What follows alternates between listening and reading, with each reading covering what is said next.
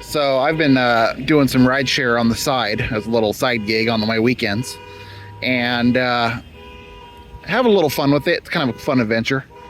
But you hear all the honking here. I'm at the Los Angeles International Airport rideshare lot for Lyft and Uber drivers, and when everybody starts honking, that's actually a signal to go offline, almost like the protest or to go on strike, but it's temporary. To go offline means everybody goes to their app and turns it off, and it tricks the algorithm, which is the whole point of this, into thinking there's not a lot of drivers here. So what happens? Uber's doing the calculations. Hey, there's a lot of people getting off the planes that need rides, and it looks like there's no drivers in the lot. So what do? It's a way to trick the algorithm to raise the rate or the money that's paid out, or create a surge. And by doing that, the surge is created. So let's say Uber starts paying $4 or $5 or $8 extra per ride, and it's a way to they're thinking they're trying to entice drivers.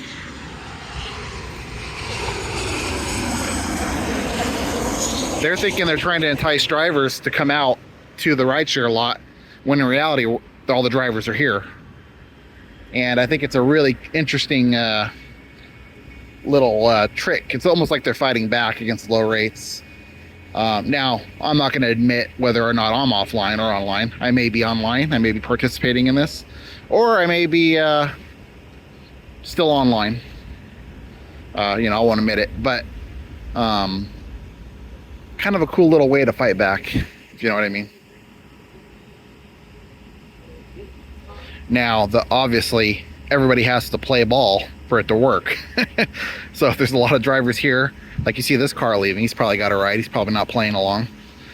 The only way for it to work is for everybody to work together. If they don't work together, if it's only just a few people going offline, then it's going to circumvent, because there's always people. As you can see, all these cars are people entering the lot to wait for a ride. In case you didn't know how rideshare lots work, is they basically, to pick up at the airport, you have to come to a designated spot designated by the airport and Lyft and Uber, and you enter a queue because airport rides are so desirable. So you enter a queue, and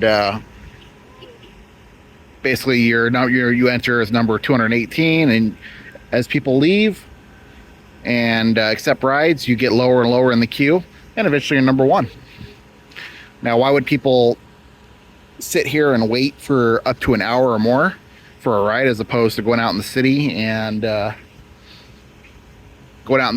basically accepting ride after ride after ride after ride instantly?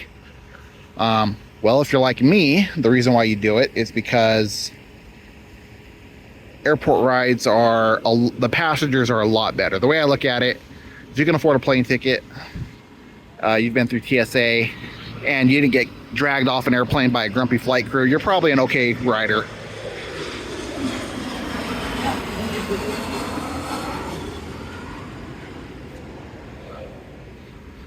You're probably not going to be a crazy vagrant, high on drugs with a knife that hasn't taken a shower in 2 years.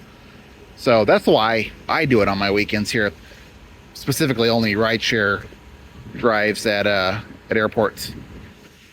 And a lot of these drivers probably have a similar reasoning behind it.